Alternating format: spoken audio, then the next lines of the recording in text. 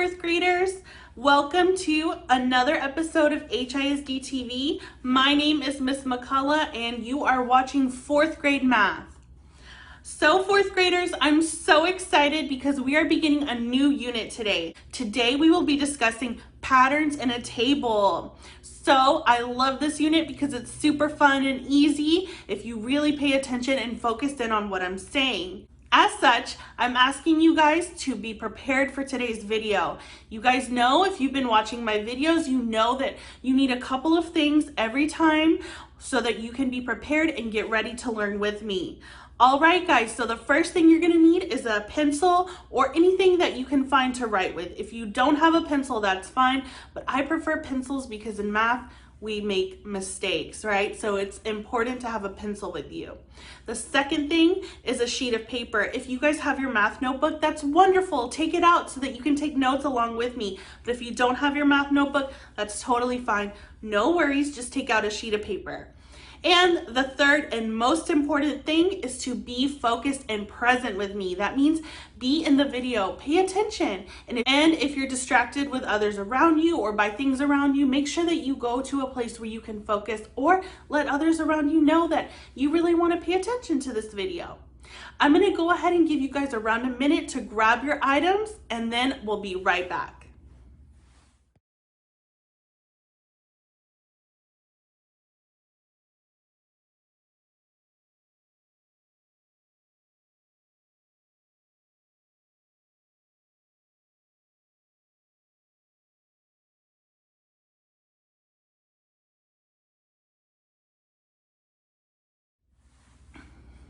All right, everyone, you grabbed your items. You guys know what's next. The objective. Yes, awesome. The objective. Remember, guys, the objective just tells us the knowledge and the skills that we're going to learn in today's video.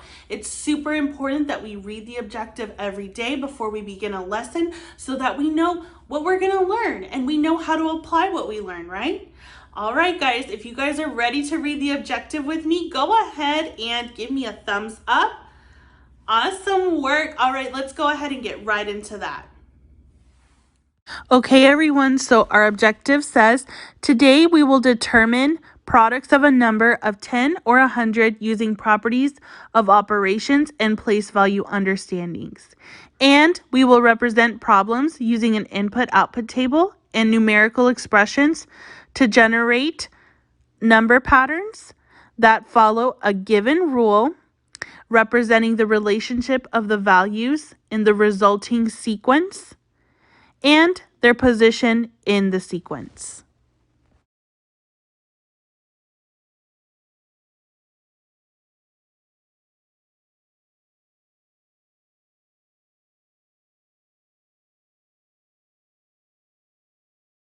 Okay. All right, let's get right into it. All right, everyone, so today we are talking about patterns in a table. And because we're talking about this topic, I wanted to go ahead and refresh our memory on patterns. So let's take a look at this first example right here. These are examples of patterns.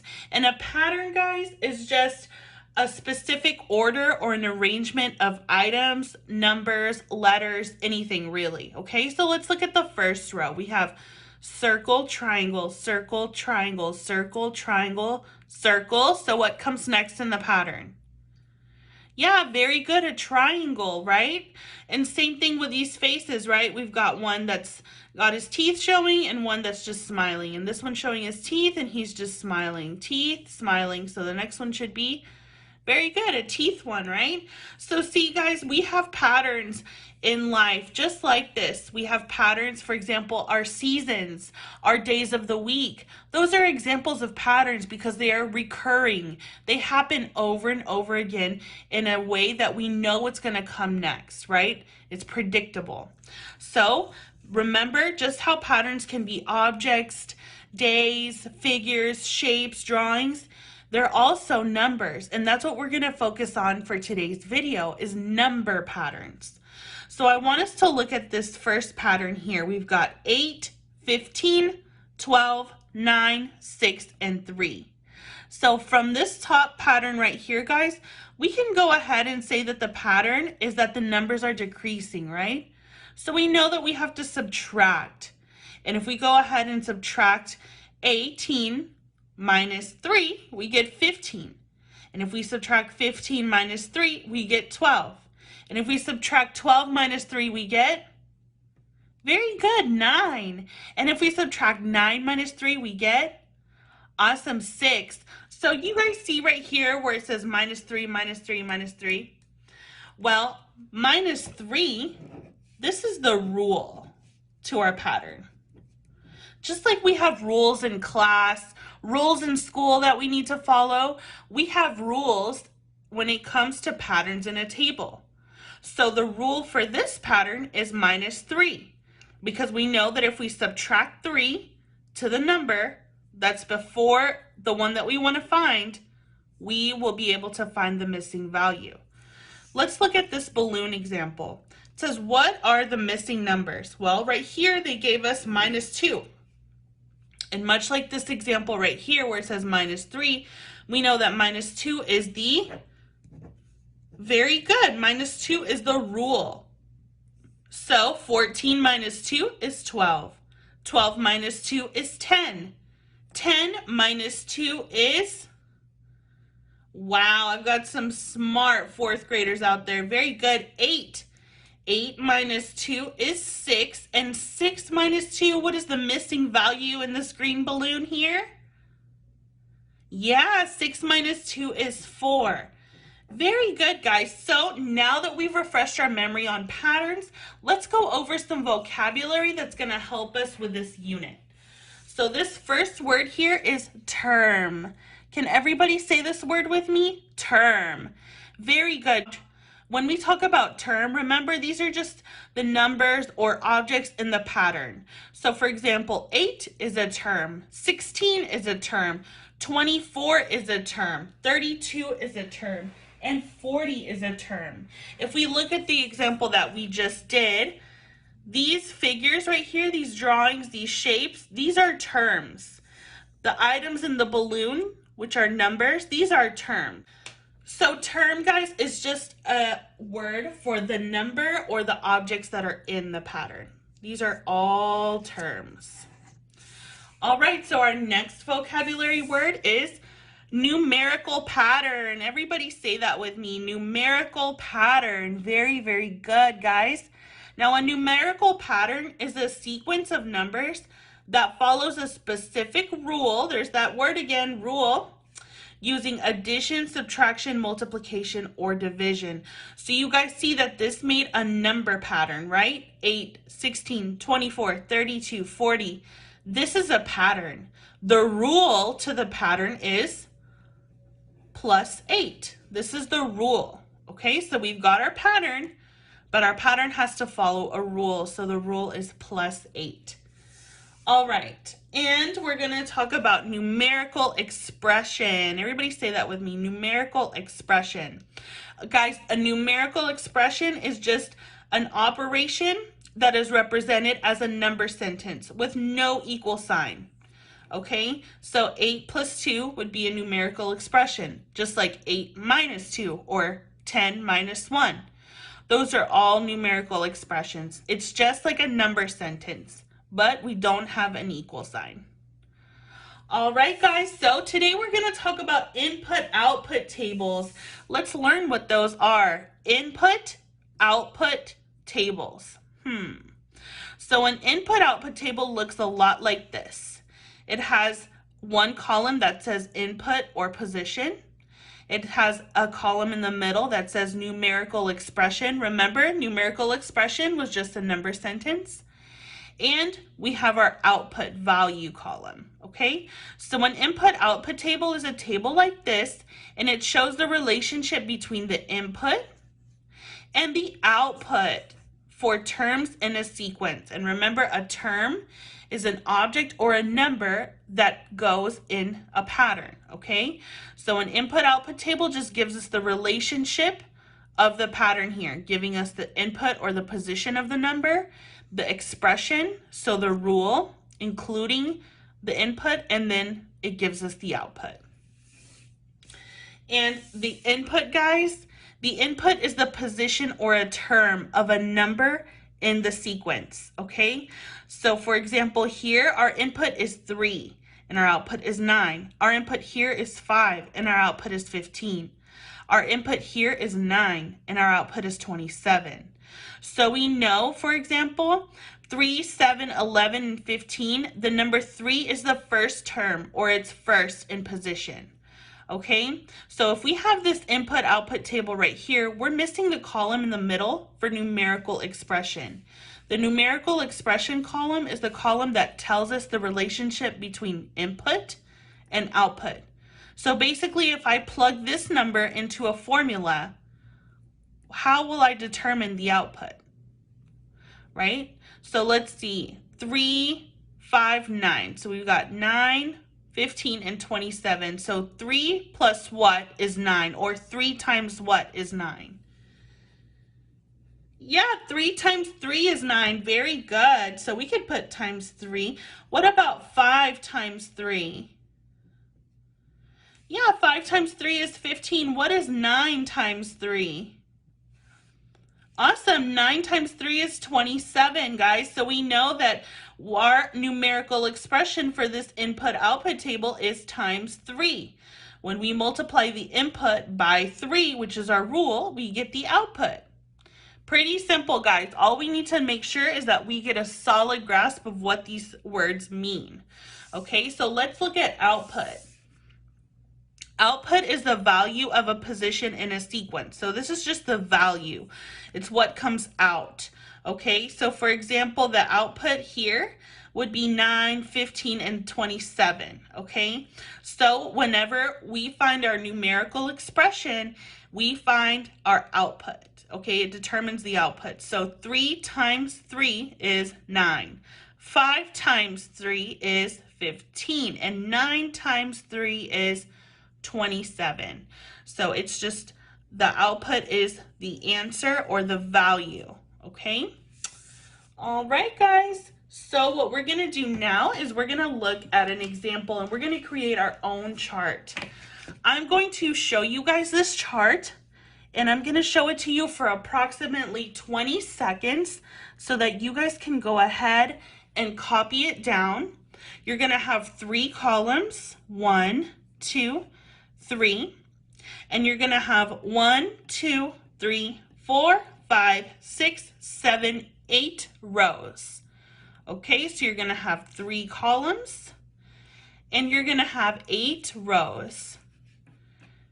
And make sure that you label the first column input or position, the second numerical expression, and the third output value.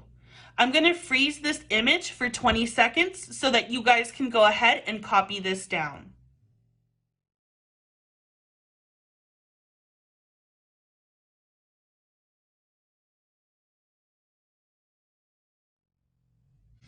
All right, everyone, so hopefully you went ahead and copied this table down. What we're going to do in input and position, remember that the input is the position or the term. So I'm just going to put the word term here in parentheses.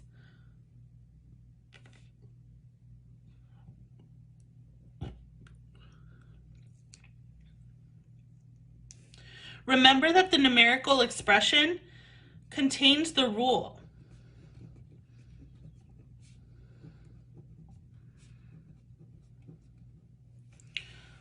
And remember that our output is the value. So I'm going to underline this word.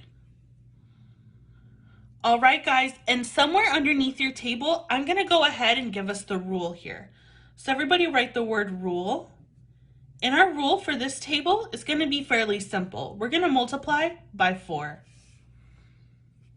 So the rule for the table that we're about to create is times 4. And let's go ahead and fill out our input and position column.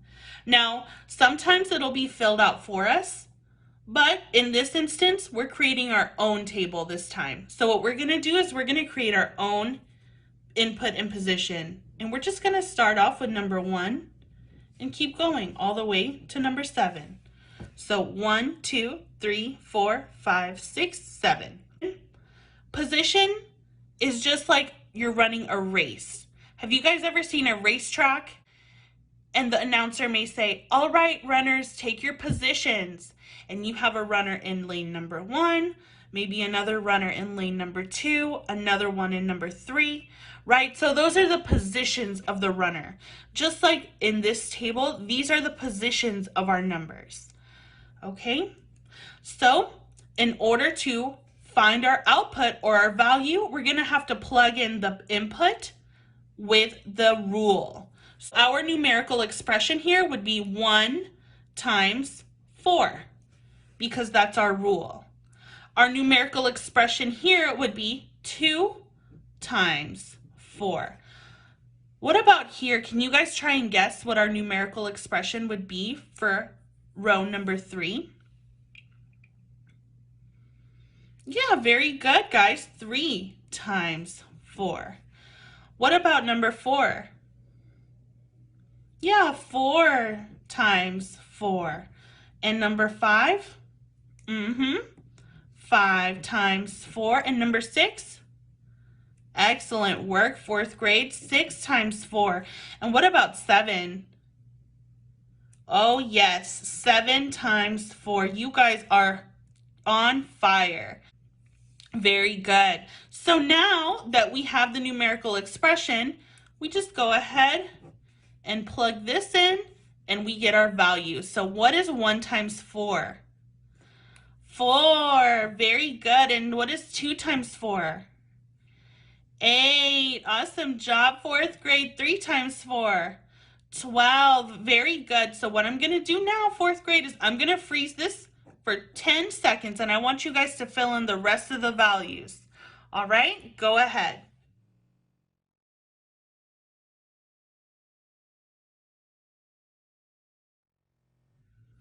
All right, everyone, so hopefully you filled it in. 4 times 4 is 16. 5 times 4 is 20. 6 times 4 is 24, and 7 times 4 is 28. Go ahead and check your work with me, 4th grade. How did you do on this pattern process table?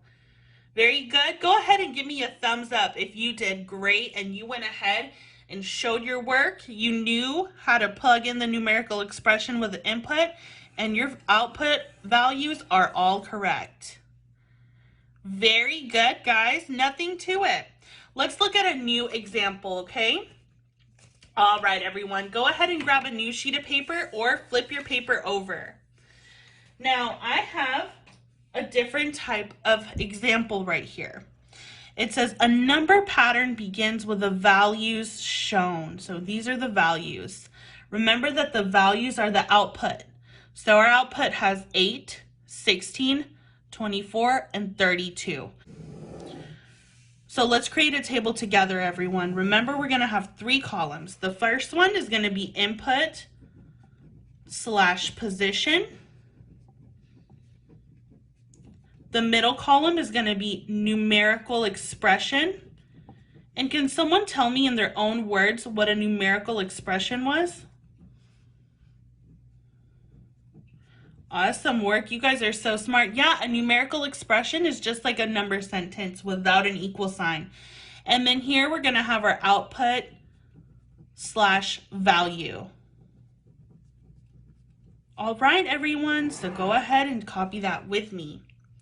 Now that we have this, we're going to go ahead and break this table into 4 different rows. And then it says these are values. So these numbers are going to go right here because these are values. Sometimes you guys may get examples that will say a number pattern begins with an input shown. So you guys are like, oh, input, I know exactly where that goes.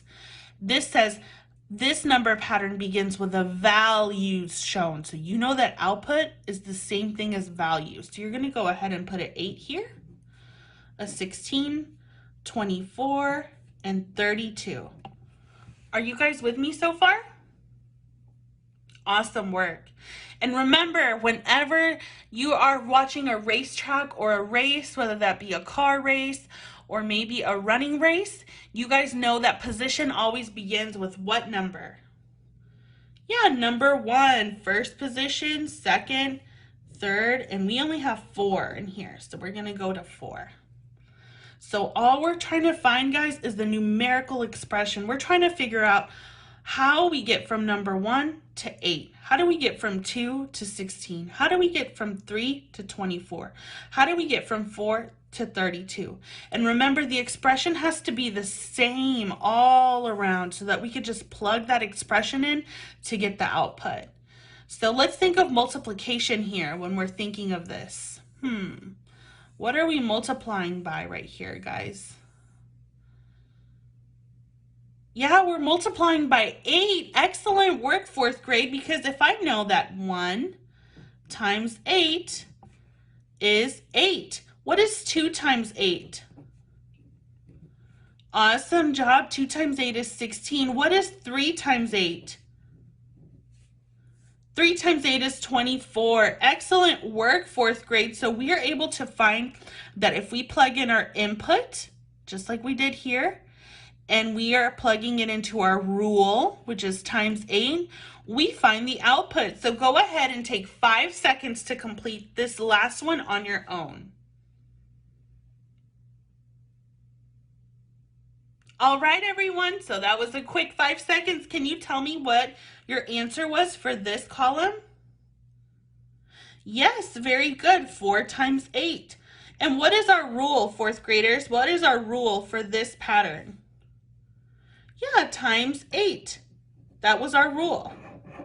Very good. So see, we were able to easily complete this input-output table by first putting in the values, which is what the problem said. We know that our position was to begin with number 1. And once we had that, all we needed to find was our numerical expression, which is a common rule that applies to all of these in order to understand and find the output.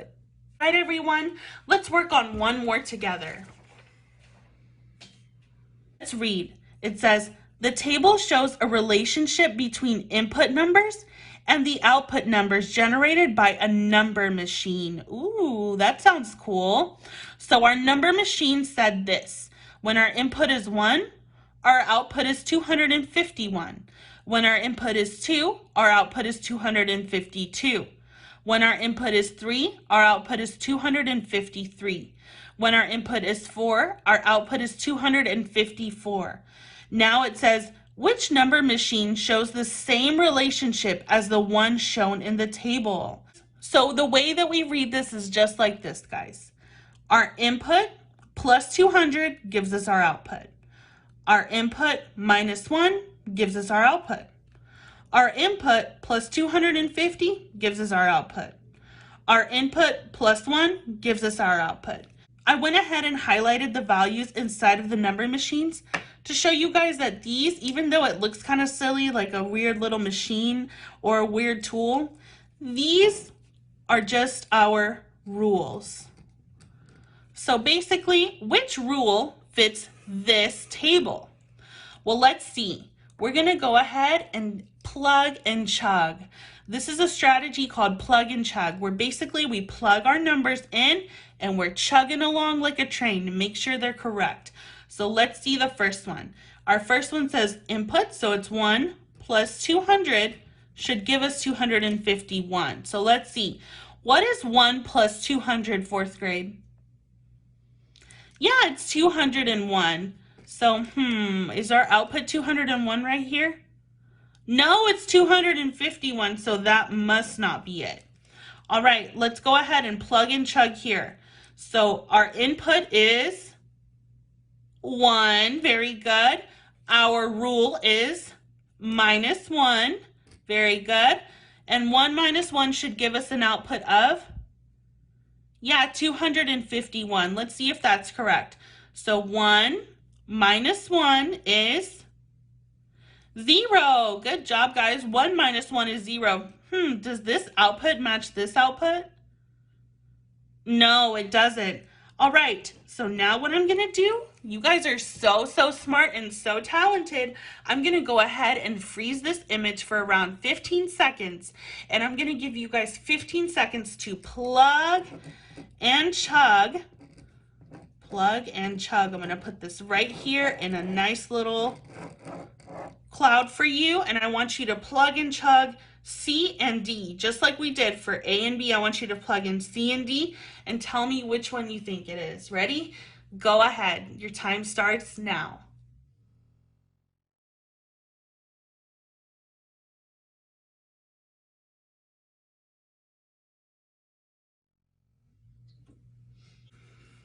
All right, everyone. So hopefully you were able to plug and chug in.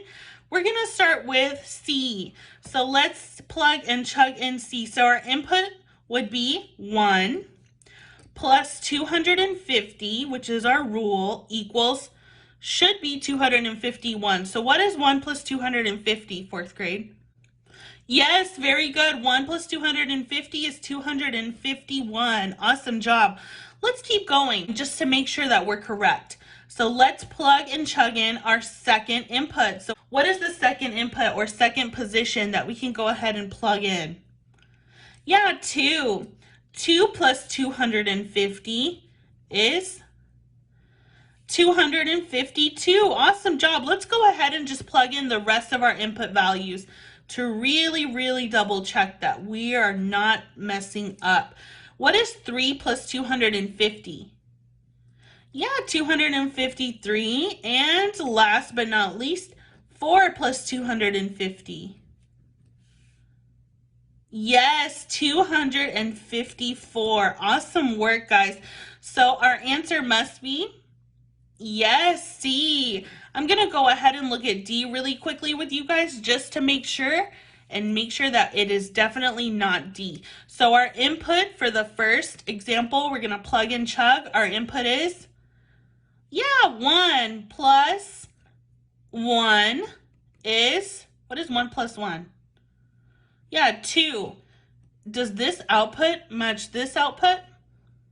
No, not at all, right? So we can go ahead and cross out D, and our answer is C.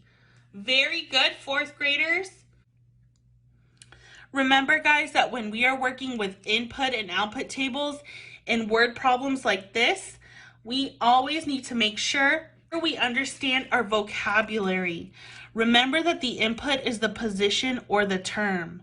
Remember that the output is the value or the answer. This is what it comes down to right here. And the rule is what gives us the numerical expression. And it's basically what we need to do. So for example, we went ahead and we knew that, yeah, maybe these numbers are inside silly boxes and it looks kind of silly and weird, like we've never seen problems like this before. But we know that inside of these boxes are the rules. And the rules just tell us what we need to do. So when we plug and chug, we're able to plug in the input plus the rule, and it should give us the output in this table. Well, guys, this concludes our video for today. So you guys did excellent job with patterns in a table. I'm going to go ahead and read the math challenge for you guys right now. All right, everyone. So our math challenge for this week is for you guys to create an input-output table with this pattern. So remember your input, your position, or your term times 12 should give you your output. So remember your 3 columns. The first column should be your input or your position and term. Your second middle column should be the numerical expression. That's where you're going to have to figure out what you have to do, use the rule. And then your last column should be your output. Please remember to reflect on your notes that you took during this video so that you can easily complete this task. I would prefer for you guys to have at least 5 numbers. So make sure you have at least 5 rows. All right, everyone. I can't wait for you guys to do this. I'm so proud of you.